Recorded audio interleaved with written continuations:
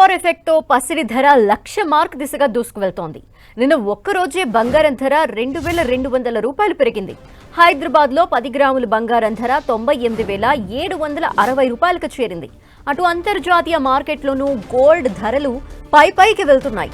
అంతర్జాతీయ మార్కెట్లో ounce gold rate నిన్న $100లకు పైగా పెరిగింది.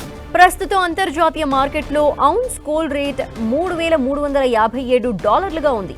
పుత్తడి ధర $3,300ని క్రాస్ చేయడంతో దేశీయ మార్కెట్లోనూ పసిడి ధర భగ్గుమంది. అంతర్జాతీయంగా బంగారానికి డిమాండ్ కొనసాగుతోంది. అమెరికా చైనా మధ్య వాణిజ్య యుద్ధం తీవ్రతరమవుతూ ఉండటంతో సురక్షిత పెట్టుబడిగా భావించి పసిడిపై పెట్టుబడులు మళ్లిస్తున్నారు. అంతర్జాతీయ ధరని అనుసరించి దేశీయంగానూ దీని ధరకు రెక్కలొస్తున్నాయి.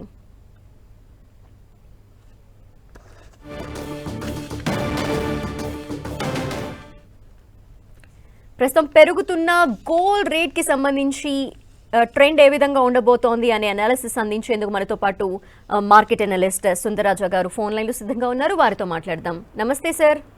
నమస్తే అండి.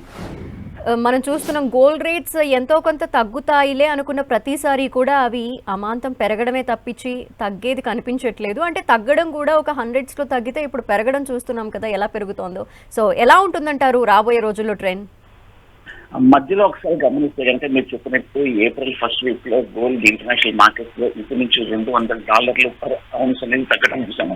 కానీ వారం క్రితం చూస్తే కనుక ఎగ్జాక్ట్ గా ఏప్రిల్ 9th నుంచి మార్కెట్ లో గోల్డ్ రేట్స్ ఇంటర్నేషనల్ మార్కెట్ లో పర్ ఔన్స్ $2,900 దగ్గర నుంచి $3,350 వరకు, అంటే $400 లాస్ట్ 1 వీక్ అమాంతంగా పెరిగింది.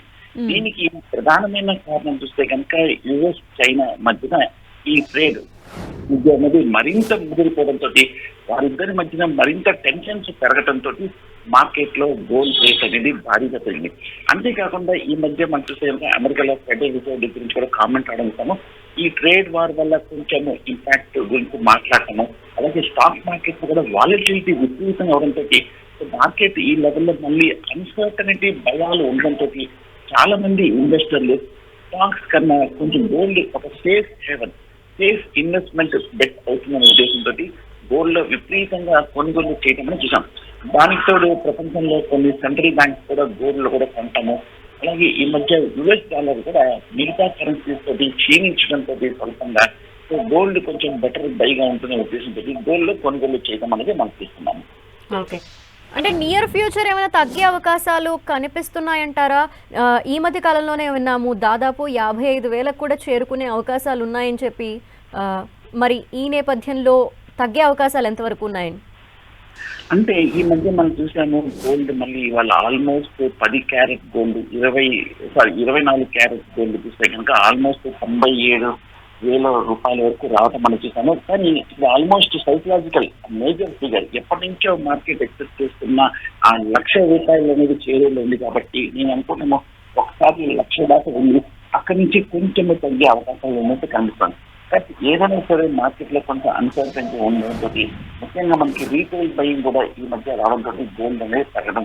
కాకపోతే 1,00,000 అనేది ఒక మేజర్ హై ఫిగర్ గా కనిపిస్తుంది. కాబట్టి ఇక్కడ ఏమైనా కొంచెం ఫర్దర్ రీటైల్ బయింగ్ రాకపోవచ్చు. కాబట్టి సో ఇక్కడ నుంచి కొంచెం గోల్డ్ స్వల్పంగా తగ్గే అవకాశాలు కనిపిస్తుంది. ఓకే, థ్యాంక్ యూ సుందర్ రాజా గారు ఫర్ ద అనాలిసిస్.